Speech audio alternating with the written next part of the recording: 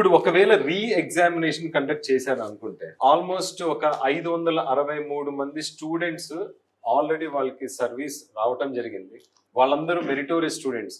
అయితే ఇప్పుడు మళ్ళీ రీ ఎగ్జామ్ జరిగితే వాళ్ళకి ఆల్రెడీ మెరిట్ ఉంది కాబట్టి ఎవరైతే ఆ 20,000 పైచులుకులో నుంచి సర్వీస్ రాని వాళ్ళు ఎవరైతే ఉన్నారో, అంటే ఈ 563 కాని వ్యక్తులు ఎవరైతే ఉన్నారో వాళ్ళు ఇప్పుడు ఏం చేయాలంటారు రావు గారు? ఎస్ అండి, ఇప్పుడు 563 మంది సెలెక్ట్ అయ్యారు. వాళ్ళని ఇప్పుడు ఏంటంటే కోర్టు ఆ మెయిన్స్ ఆ జిఆర్ఎల్ ను కూడా క్యాన్సిల్ చేసేసింది. ఇప్పుడు సింగిల్ బెంచ్ మళ్ళా డివిజన్ బెంచ్ కి వెళ్తే వాళ్ళకి ఏదైనా హోప్ వస్తేనే ఉంటది. ఇప్పుడు అంతకు ముందు అంటే 30,000 పైచలుకు అంటే 30,000 ప్లస్ ఎంటైర్ ఫిలిమ్స్ వాళ్ళు సెలెక్ట్ అయ్యారు. 563 × 50 రేషియో.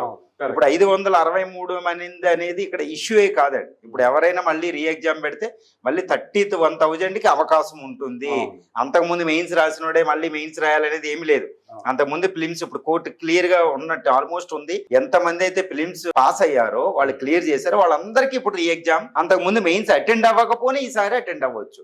చాలా క్లియర్ గా ఉంది. కాబట్టి అంతకుముందు ఫిలిమ్స్ అయిన 31,000 ప్లస్ ఇప్పుడు మళ్ళా మెయిన్స్ రాయొచ్చు అనమాట.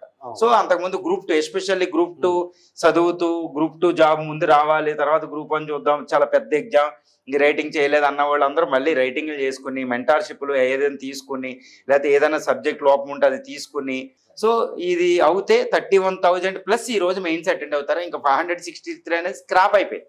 వాళ్ళు ఉన్నా లేకపోయినా ఏం కాదు, వాళ్ళు కూడా మళ్ళీ మెయిన్స్ రాసుకోవాల్సిందే. అయితే ఇప్పుడు అందరికీ గోల్డెన్ ఆపర్చునిటీ అంటారు. ఎస్ అండి, ఇట్స్ బిగ్ గోల్డెన్ ఆపర్చునిటీ.